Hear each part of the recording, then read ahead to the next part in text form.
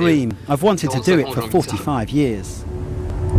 Let me do it. I just want to do this. You know, there's a goal, there's a dream to do Dakar in the kingdom. I hope this journey begins now and will last for a long time.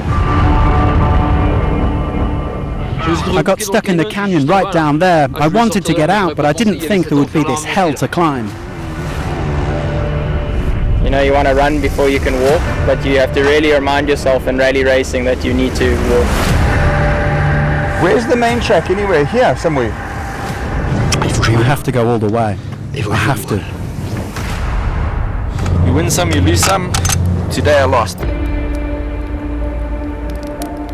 If you want to do one thing very well, you shouldn't be thinking about something else. But I believe everything happens for a reason, and I have a good story to tell now. In anything in life, everything has once a first time. And in 308 meters, kept 293, average, 20.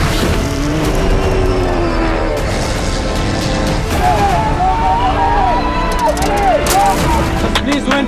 Okay, I will remember you. Well, I'm no different to the other 100 guys racing, you know. Everyone wants to finish it.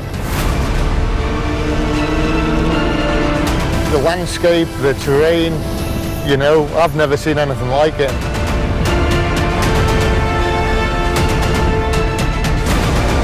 And every stage makes me closer to make a dream come true. Anybody who races the Dakar will be a changed person when it's over.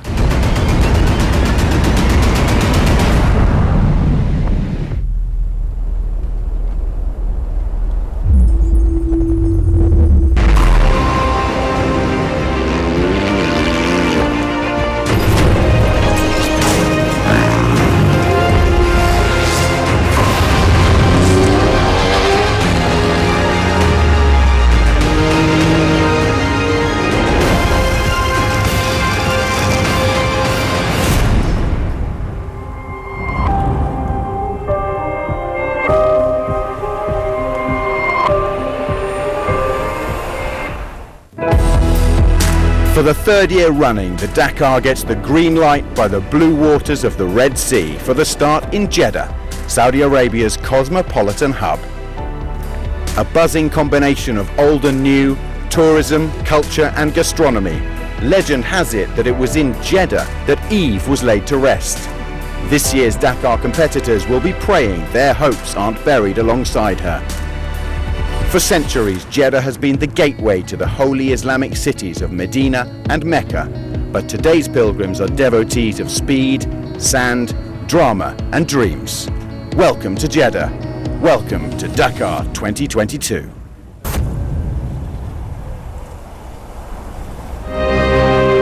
The Dakar is an event that has taken place during the month of January since 1979. But well before that period, weeks and weeks are spent in the Saudi desert to design the course of the world's toughest rally.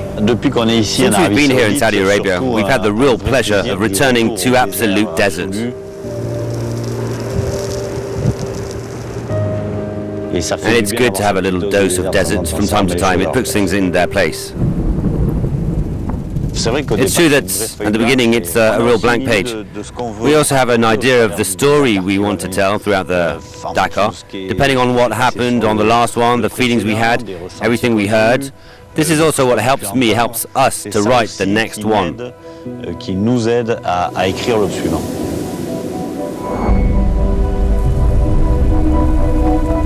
I get in my bubble, I've got all my information, I know where I'm going, I start to rough it out, and then I shed with my teams. It's still special what we do. We're in incredible places. We're all alone here in the middle of the desert. We live adventures too. But all day long, it's struggles, mutual aid, little chats on the radio. And that it's also part of my job to be able to get the best out of them. And that at the end of this Dakar, we come out of it better.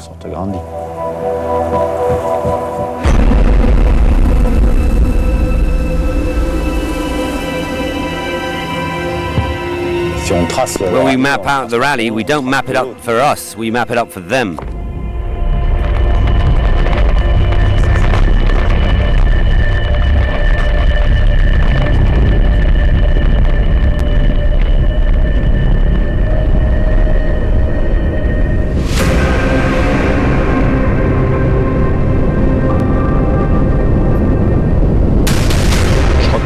I believe that the desert is still fascinating. It can be frightening, but fear is also part of what we want to find. I think there are a lot of people who seek it out too. It's a way of looking for our limits, pushing ourselves, looking for ourselves. It's rewarding for everyone.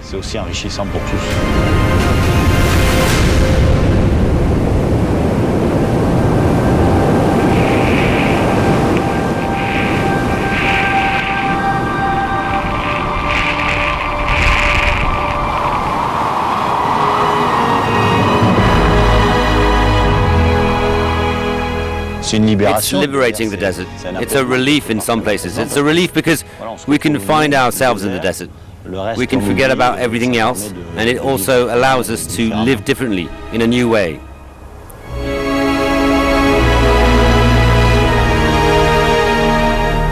And when we come back, the shock is always terrible.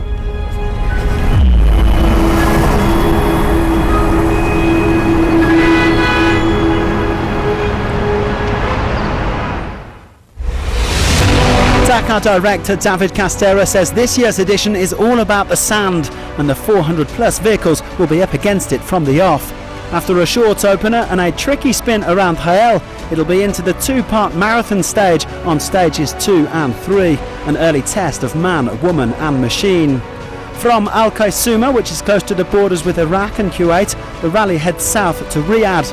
There will be several loops around the capital as well as a rest day. Stage 7 to Al Dawadimi will take the competitors into uncharted territory before the more familiar surroundings of Wadi Nawasir, where there will be sand galore. Finally, the Dakar swings to the east for the final 3 stages, with overall victory set to be decided around Bisha. It's then back to Jeddah to celebrate the winners of this 44th edition.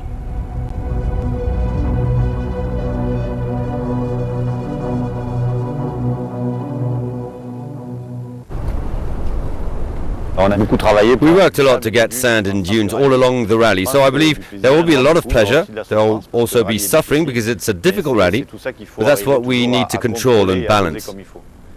We're lucky enough to have a country that's 4 times as big as France, with a lot of desert, and there are also more and more Saudis who are interested by the race and are competing. We have 2 Saudi women in vehicles, so that's great. It's slowly growing, and also growing all over the Middle East. Well, this year, for the first time, the Dakar will be part of the brand new FIA and FIM World Cross Country Championship, featuring all the very best. For the first time, we'll be opening the World Championship in both categories. There are over 50 drivers registered in cars, around 20 on bikes, so it's a real success. History is being made, so we're going to see the birth of this first cross-country World Championship.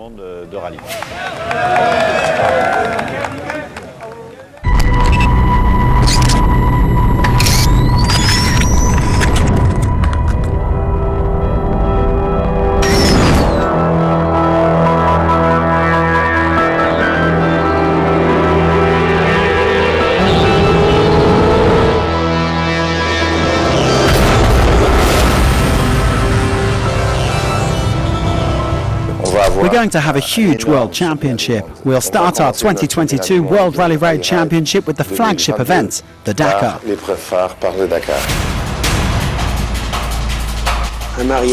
A marriage which for me is useful for the development of the FIA championships.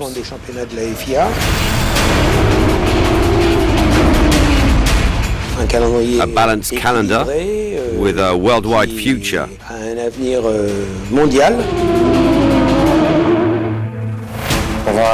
We will enforce real safety measures which will allow us to raise the standards of all championship events.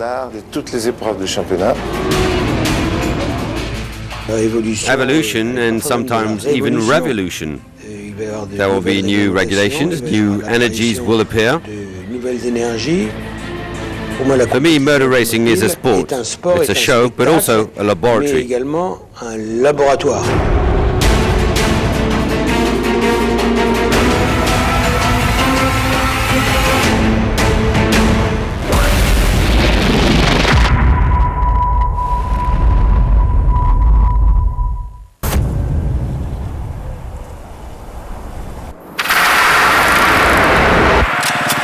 Before we get stuck into Dakar 2022, let's remind ourselves what happened at Dakar 2021.